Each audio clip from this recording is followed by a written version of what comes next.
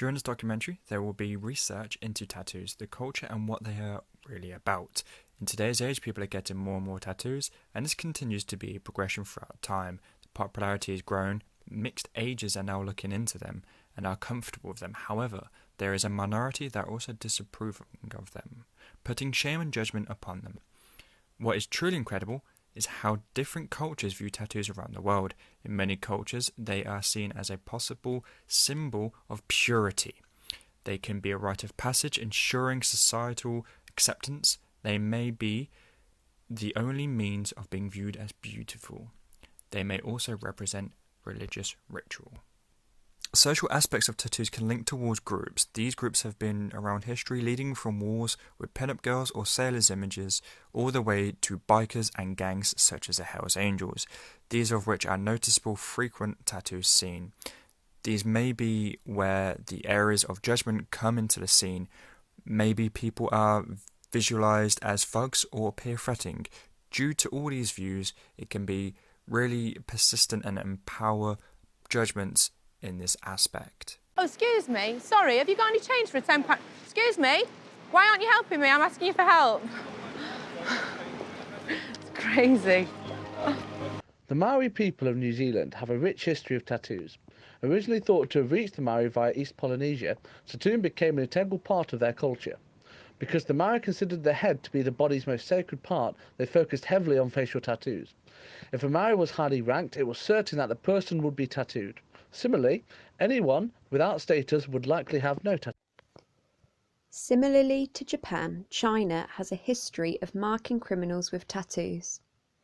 Those who had committed a serious crime could be exiled and marked with a tattoo, ensuring they would never re-enter society without being noticed. Also, like Japan, there is a stigma with tattoos being associated with organised crime. However, in a country with over 1.3 billion people, tattoos are also a part of youth culture and fashion. North Africa has largely seen tattooing as taboo due to its Islamic influences throughout history. Tattoos are seen as akin to spraying graffiti on a body, which is a gift from Allah. Regardless, there is still some history of tattoos throughout North Africa, perhaps as a subculture and perhaps as born out of rebellion. In sub-Sahara Africa, there is a unique practice of tattooing known as skin scarification. In it, a practitioner uses an instrument with a sharp blade to cut the skin in particular patterns. Eventually, scar tissue forms over the wound and the shape remains. Though dangerous due to the risk of infection, these scars were used to ward off evil. Inuit facial tattoos have a dark and beautiful history among the people of northern Canada and Greenland. A mask found on the remote Arctic Devon Island dates back 3,500 years and shows facial tattoos similar to those on natives in modern-day Nunavut.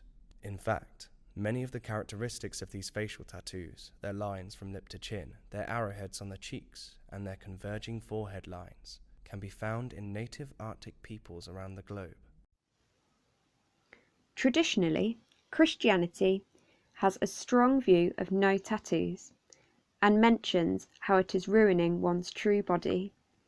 In other religions, such as Hinduism and neo-pagan, tattoos are acceptable. In spite of its mixing viewpoints, religions such as Christianity remain one of the religions without a definitive answer throughout. But these views nowadays, I feel, are just simple opinions. In this culture today, there are now preachers and even some vicars who are tattooed and show it, overall sharing that points can change and views can be altered. Lastly, influences can affect people into the world. These can range from celebrities to looking at our inspirations. It is hard to find a modern pop star without a tattoo. Justin Bieber got his first one aged 16, and now, aged 24, has an estimated 56, including one of his ex-girlfriend Selena Gomez's face on his wrist and a tiny cross next to his eye. Rihanna, 30, is thought to have at least 25, with a henna-style design on her hand and an image of Queen Nefertiti on her ribcage. Ed Sheeran, 27, got his first tattoo aged 18 and now has over 60. More recent additions include a large lion's face on his chest and a Heinz ketchup label on his arm. These can also link to social platform of people posting their art on bodies. Looking at the next new look, these can give people the influence for the artwork. People have also gained popularity by the inked skin and made money within this. As a conclusion, tattoos have their own style and their own art on a person. There will be judgment within the world, but as it slowly decreases, maybe we can soon live in a judgment-free world where everyone can be accepted and fear can be pressed away, but only time will tell.